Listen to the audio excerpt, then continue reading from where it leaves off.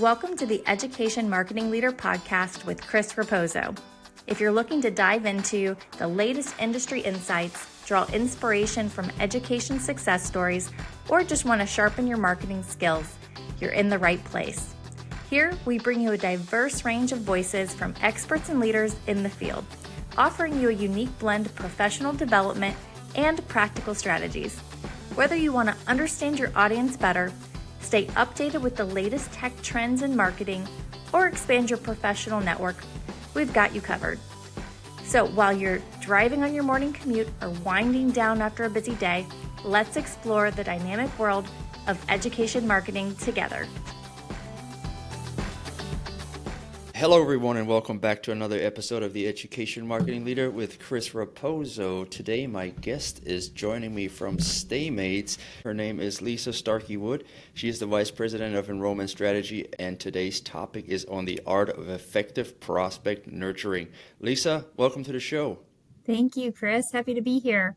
Awesome. Lisa's a colleague of mine from Stamats, so I've seen her work. I've seen the impact that her work does for the community in higher education, and I wanted to have her on the show because she had a wonderful workshop at EduWeb on the topic of effective prospect nurturing, as well as a follow-up webinar that we hosted on the Stamats platform, which was very well attended. And I figured, hey, let's have her on the podcast, talk a little bit about more of the prospect nurturing do's and don'ts and some of the shortfalls that higher education marketing and admissions team face and how they can overcome them.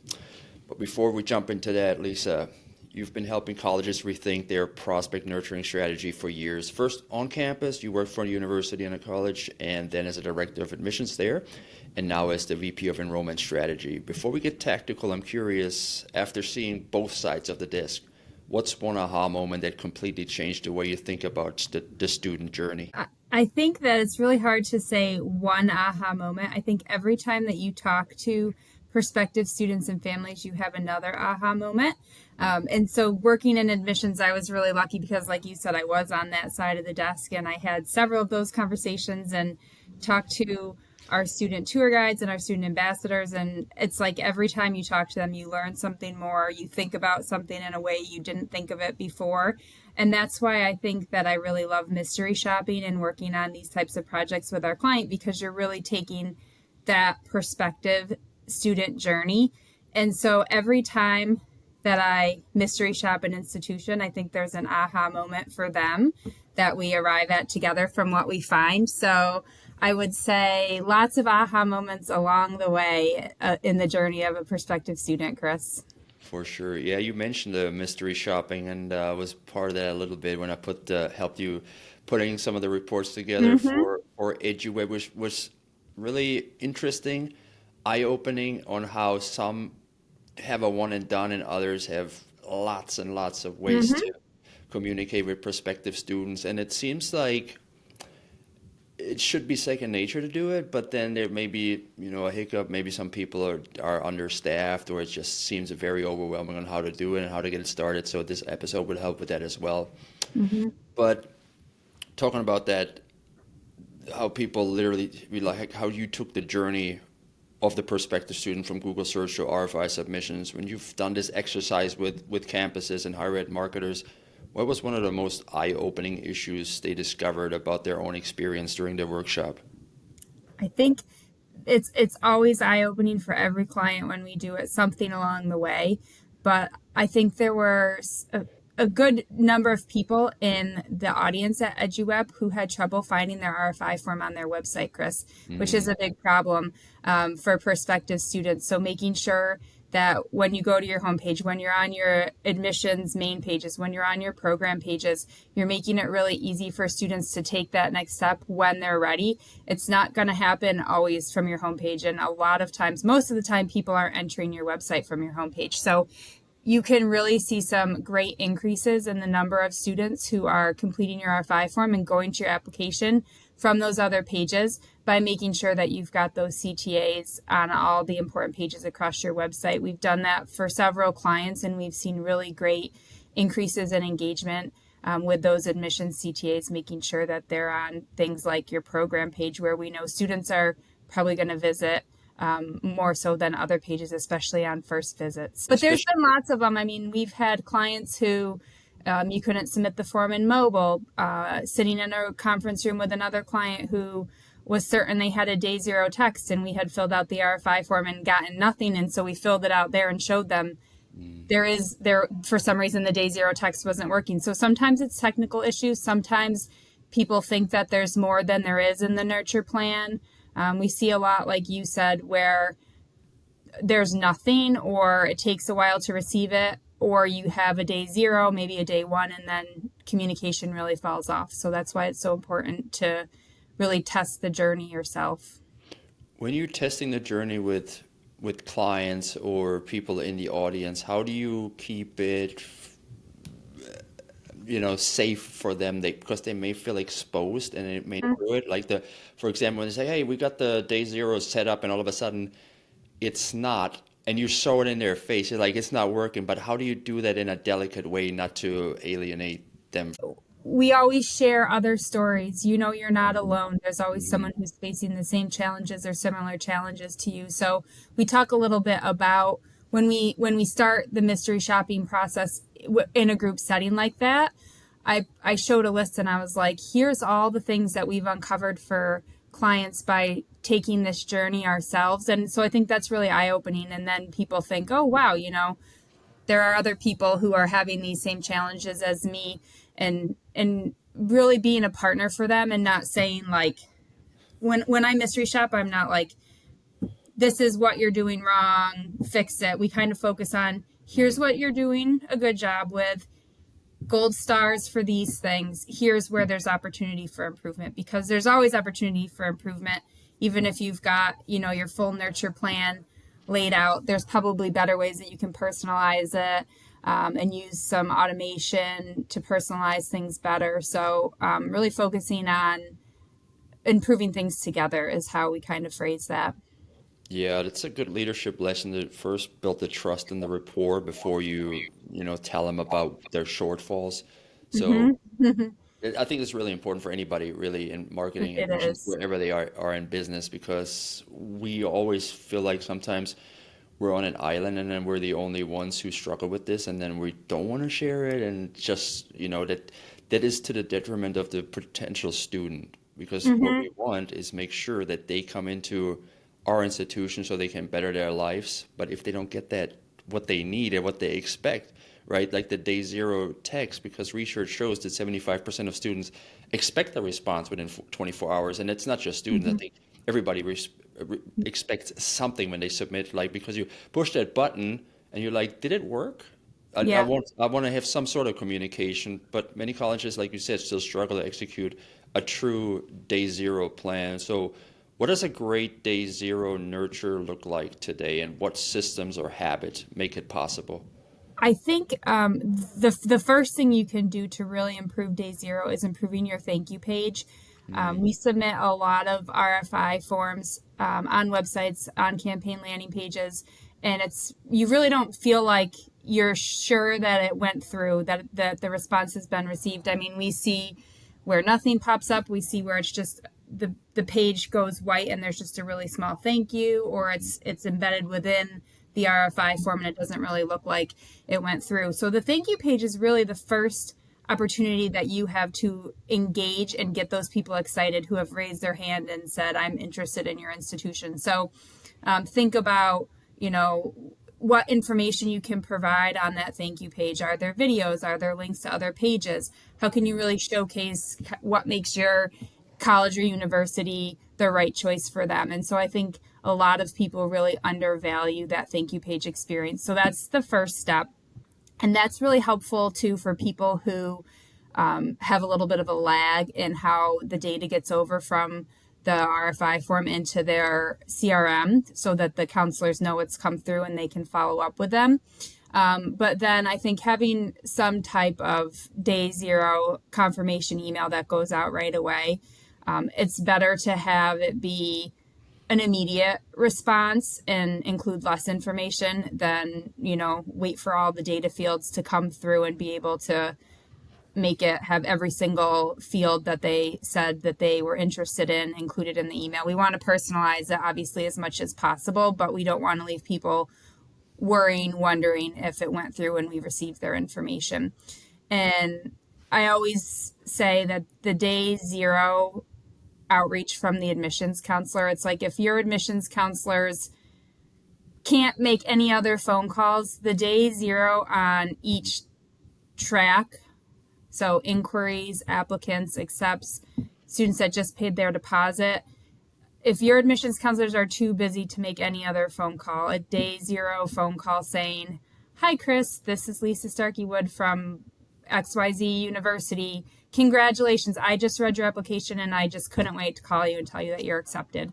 That has a huge impact in the student and families' lives, and it really just continues to build that connection. So I think it's reaching them across multiple channels. Obviously not sending text, email, phone call within that first moment of submitting the application or whatever stage you're at, but making sure that over that 24-hour period, they know you've received it right away and you've contacted them across a couple different channels. Otherwise, they're most likely moving on and looking at another college or university in the meantime. Hey everybody, thanks so much for tuning into the episode today. I hope you're enjoying it so far. This episode is brought to you by Stamats, a full-service marketing agency servicing colleges and universities throughout the country. For more than 40 years, Stamats has helped higher ed institutions strengthen their brands, launch digital campaigns, and drive measurable enrollment growth. From audience research and content strategy to digital design and accessibility, Stamats brings deep expertise and a practical, results-driven approach to every engagement. Looking for a partner who really gets higher education?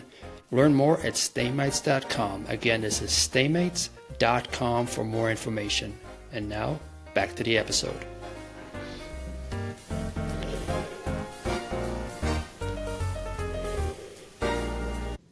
Yeah, when I studied best practice for email marketing, I've read or learned that you'll never have a better opportunity to drive a prospect to action than the moment they hit subscribe, they get a thank you email, and then they get another call to action in there because they're in that mode and that motivation. Yeah. So you gotta keep that in mind. And oh my Gotta God, gotta keep them engaged while they're looking for that information. There's no better time for that's sure. ex- that's exactly right. But Yeah. you mentioned personalization is also very important because when we did the mystery shopping exercise, some of the pages they were very generic, and some of the pages they were hyper personalized in regard to whatever major or program they were looking at, and that made it, relevant to the prospective students. So you often highlight, personas to show different prospects and their mindsets, but how do you move from simply segmenting these audiences to actually personalizing communication that feels relevant to each one? Because they could be a lot. Yeah, there could be a lot. And so we always talk about how personalization is a lot more than just saying, hey, first name in the subject line of an email. It's really giving them the information that they want at the right time. And so I think, there's lots of tools that you can use for automation and using AI to personalize messaging. I think it's also really about giving them information about what they told you they are excited about. So if I am a prospective nursing student and I filled out your inquiry form and said I'm interested in nursing, don't just send me a general thank you for your interest and then general messaging about what makes your institution special. Send me information about nursing. Show me your nursing labs. Connect me with current nursing students. Have a faculty member give me a call or send me an email from the nursing department. Really making sure that I'm engaging with you about what you're excited about. And that it's not just academic program, it's student clubs and organizations, it's athletics, it's all those different things across campus. And so it's really important in your communication streams that you've got these segmented messages that kind of flow from the general thank you, I got your application, or congratulations, you've been accepted, to talk about all these other topics that students are interested in. I worked with a client who said their applications were down for one of their online accelerated graduate programs. So I went online and I filled out the form, and I got 8 emails, and none of them were about specifically that academic program. And I said, when you, especially at that level, but really at any level, when I told you the program I'm interested in and I'm an accelerated online student, it's nice to know that you've got these, support systems in place for graduate students in general, but I really want to know about my program, the outcomes, how long does it take to complete it, where am I going to be today versus when I finish your program in my career, and really talking specifically about me instead of you. Mm-hmm. That makes Yeah. sense. Yeah, it's all about me, myself, and I when it comes to this.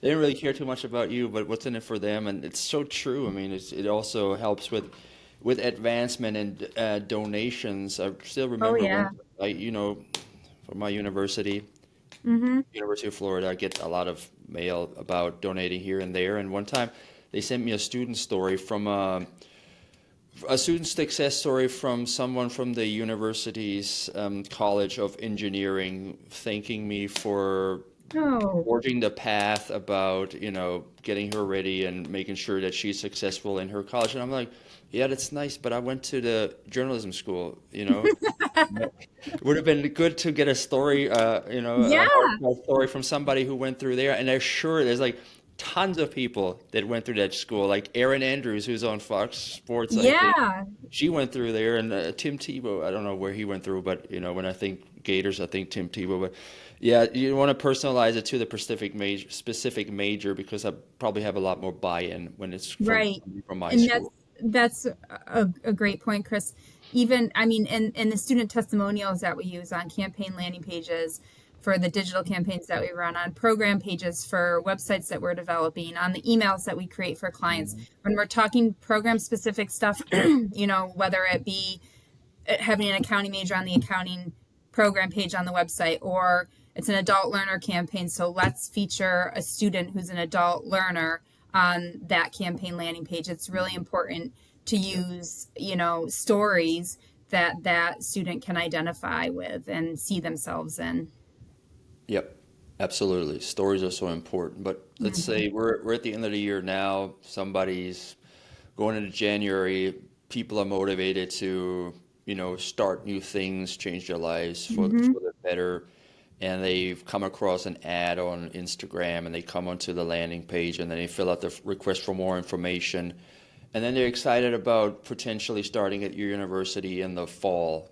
But if they get that one thank you email and that's it, they'll most likely forget about the university in the next couple of days, and they lose steam until it comes to fall. So one of your slide decks during the presentation, you showed emails, postcards, Yeah. text messages, and calls, but these spaced out over 100 days, some of them. Mm-hmm. For teams with limited staff, how do you help them prioritize channels without overwhelming students or burning them out, and burning out your own team?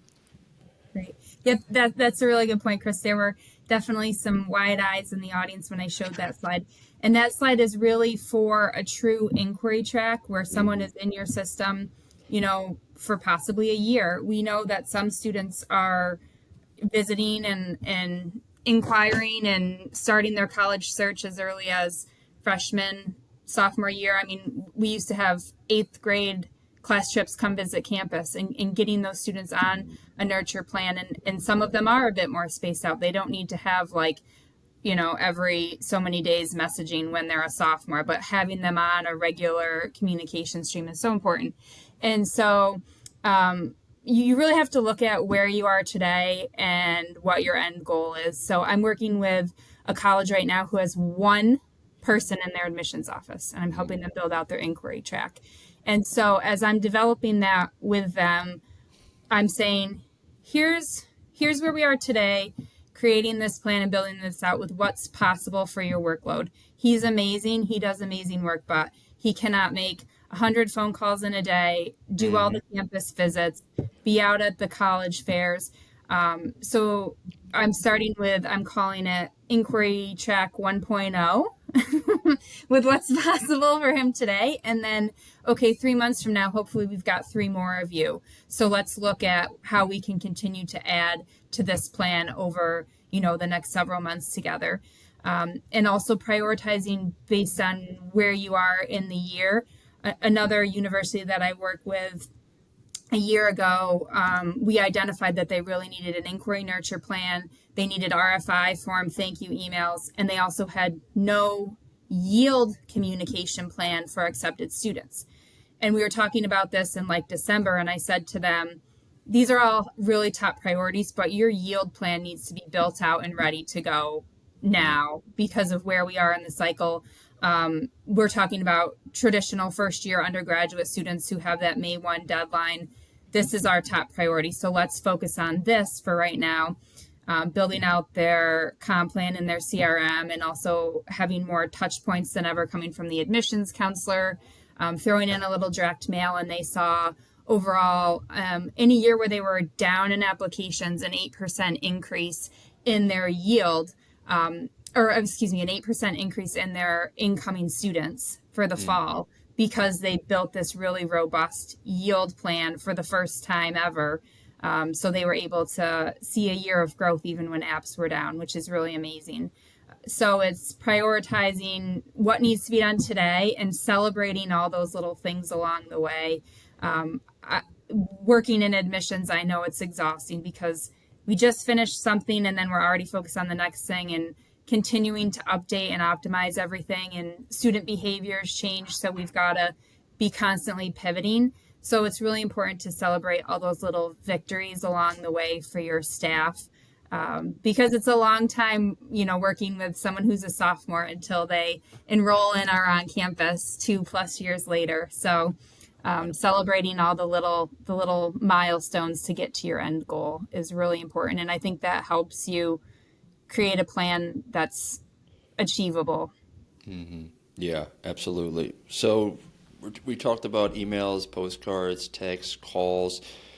Do you think that a multi-channel approach is more beneficial, or do you think there's one mode better than the other in communicating? Is text over email better? I think that it's important to ask students how they want to be contacted once they're in your system, and you've built a relationship with them. And prior to that, I'm a fan of always having a multi-channel approach, because some people check their email, some people don't. Some people have a full voicemail box always and forever, or their voicemail is not even set up on their phone. So you've really got to be thinking about all those ways that you can communicate with them and get in touch with them. And I always think that a little bit of direct mail peppered in is important, because especially for the first year undergraduate students, it's getting in front of the families. And so an open house invitation, an accept packet that actually, is more than just the email going out the day that they're accepted, but something that's exciting for them to receive in the mail really do make a difference. And then if we're asking students how to be contacted, let's make sure that we're actually following through. And if they say, please don't text me, let's not text them. If they say, I only want to be contacted via text, then let's not send them emails. Let's really be paying attention to those cues that students are giving us. That's right. I mean, if you ask and they tell you, then might as well go with what they want. You know what Right. happens if I get direct mail? 99 times out of 100, it never gets into my house. I'll just throw it into the recycling bin outside. But that one time, I received a mail piece from the University of Florida that was interesting to me, and I opened it after I walked my dog, and it said the Gator Nation is everywhere, and I was made aware of an online program by the University of Florida that I ultimately enrolled in. So you never know.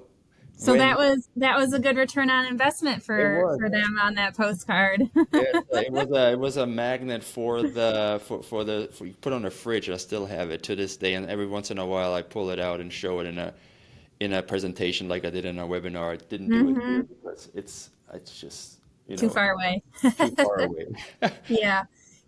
I think there's some key points in your comp plan when direct mail does make a difference. Even for your paid students, a couple of touch points throughout the summer, pushing the deadlines, the things they've got to do, but in a way that builds excitement and keeps them engaged. It's really important.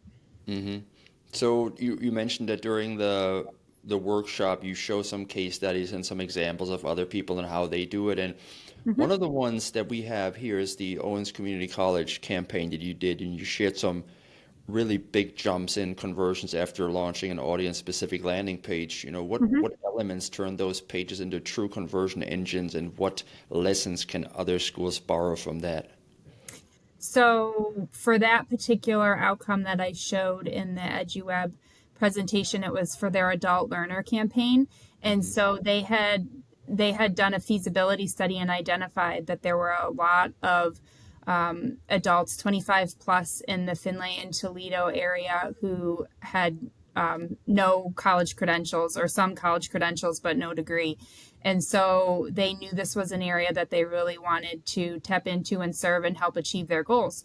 And so it began with the campaign level, really targeting people within that age range, within those markets in strategic ways, people who may not be thinking about going back to school, people who may be searching for it. And so using the right channels to meet them where they are. But in the ads and the campaign landing page, showing adult learners, it didn't look like a 16-year-old. It looked like someone who was an adult working, thinking about going back to school. And the messaging, talking about their goals, the challenges that they face with being a working adult, raising a family, considering going back to school to better their career, and making sure that they know it's achievable, it's affordable, it's flexible for them. And so it was really, with any campaign, when you're starting with, the digital side with ads and those messages, making sure that they're targeted in terms of your audience targeting, but also your messaging, and then taking them to a campaign landing page that aligns with the messaging that they see in the ad.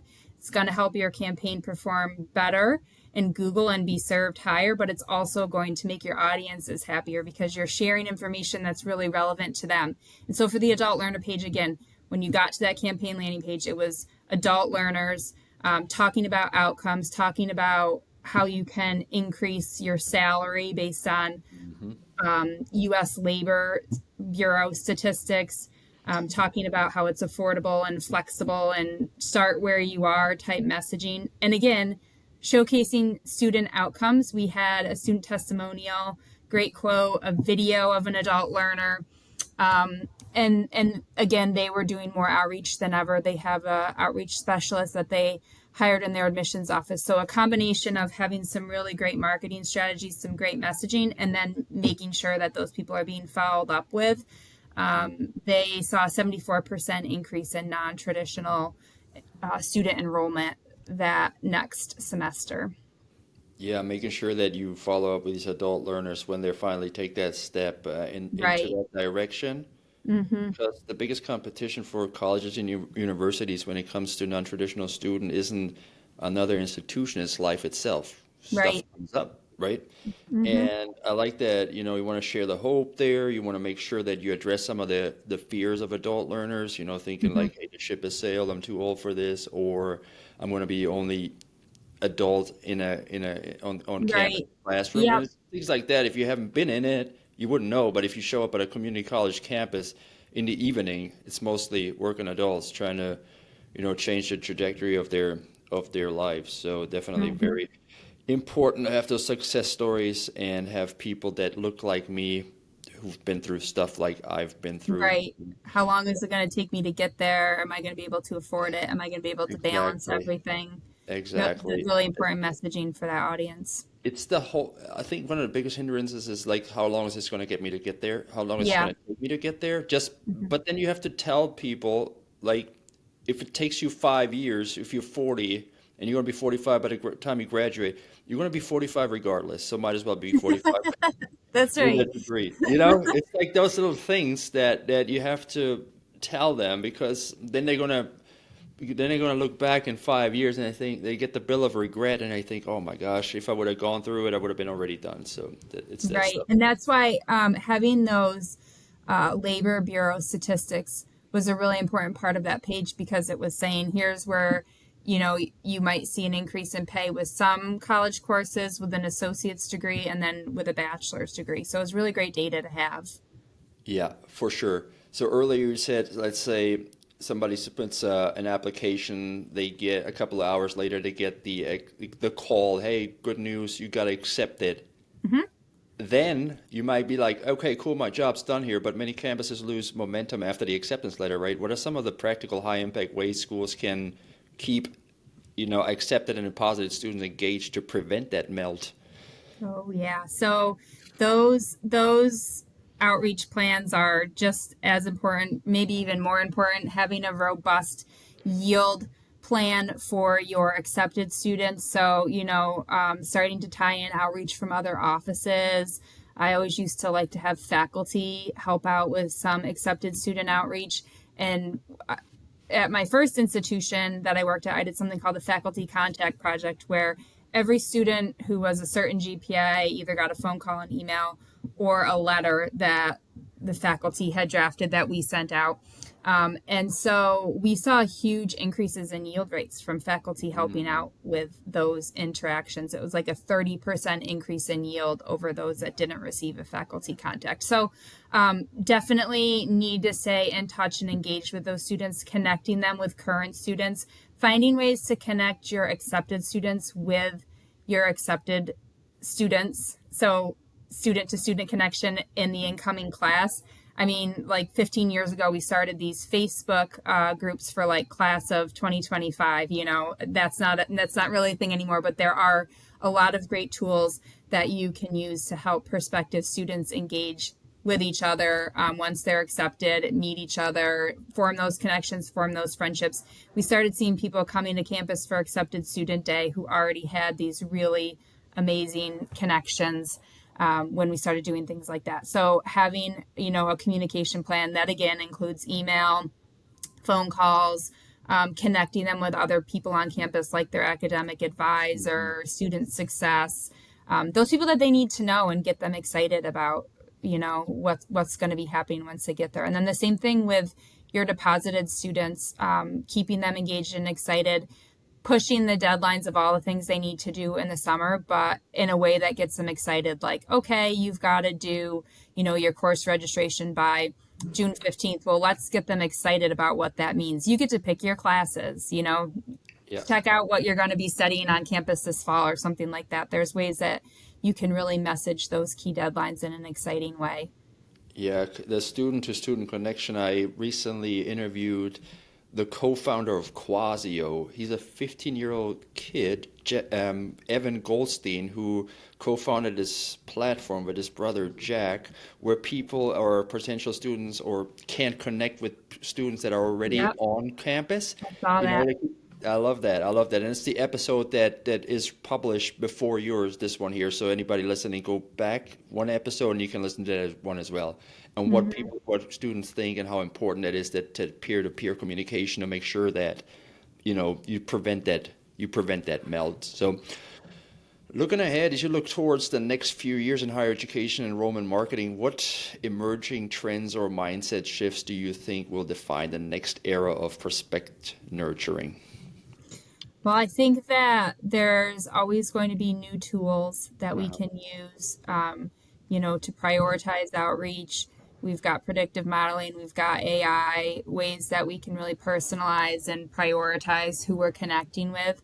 But it's really all of those tools are still bringing us back to personalization, which was important 15 years ago when I started out in admissions. And it's just ways that we're doing personalization differently. It's still what it's really all about. I saw a post that said something like fit beats prestige every time. And it's so true. It's students want to find their fit. And so it's messaging them, not just talking at them, but showing them how they're going to find their fit at your institution. And then I think we have all these really great tools, new resources to help us predict who's going to enroll and how we should be contacting people and what messaging we should be using. But it's really important to always still be looking at the data regularly when you're in that hot seat as director of admissions or VP of admissions, because student behavior changes every year. Within that year, it's never the same.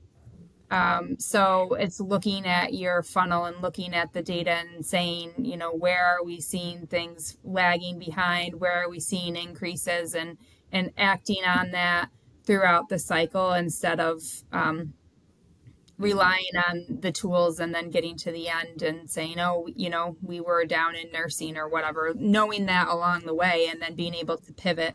It's why the field is rewarding and also exhausting, because you've got to be looking at those things throughout the year and then coming up with strategies on the spot of how to adapt your plan to really address what you're seeing in the data all the time.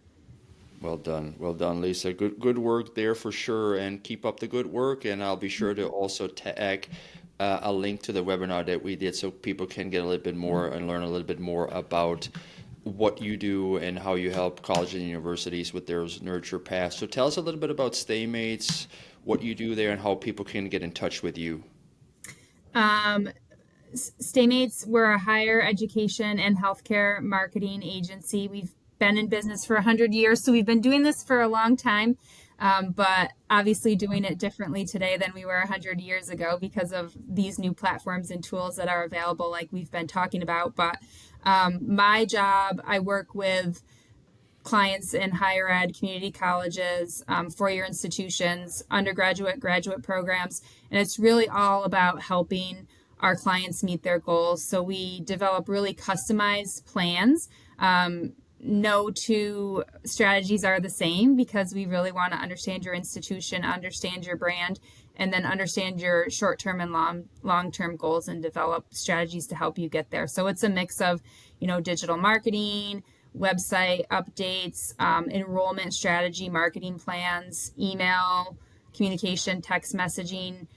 It's really our goal to be an extension of your team. So a lot of the clients that we work with, they have small admissions and marketing teams. And so we really kind of become a seamless extension of their team, where we're doing things for them that they just don't have the capacity to do to help them meet their enrollment goals. Perfect. How can people get in touch with you? LinkedIn, you can send me a message. You can send me an email. My phone number is also in most of the slide decks. I think it's on the end of the slide deck that you had for our webinar, Chris, so people can call me. All of my clients that I work with definitely have my phone number, and feel free to get in touch with me that way too. But anyway, you contact me, I will respond immediately within day zero. Awesome. Yes, awesome. Yeah, I'll be sure to tag you in the recap as well, so people can find you easily. Everybody, this was the Education Marketing Leader with Chris Raposo. Lisa Starkey-Wood was the guest, Vice President of Enrollment Strategy at Stamats. Lisa, thank you so much for being a part of the show today. Thank you for having me, Chris. I really appreciate it. It was a great time. You bet. Take care. And that's a wrap for this episode, everybody. Thank you so much for tuning in to Education Marketing Leader Podcast this week. If you enjoyed this episode, be sure to share it with your friends and your network. And if you ever thought about starting your own podcast, now that you listen to one and you got inspired, reach out to me via DM. We'd love to help you launch your own. We'll take care of everything for you, the scripting, the strategy, the editing, the distribution. All you have to do is show up, connect with your audience, and build your personal brand. So if you're ready for it, let's chat. And for everybody else, we'll see you next time at the Education Marketing Leader Podcast. Take care, friends.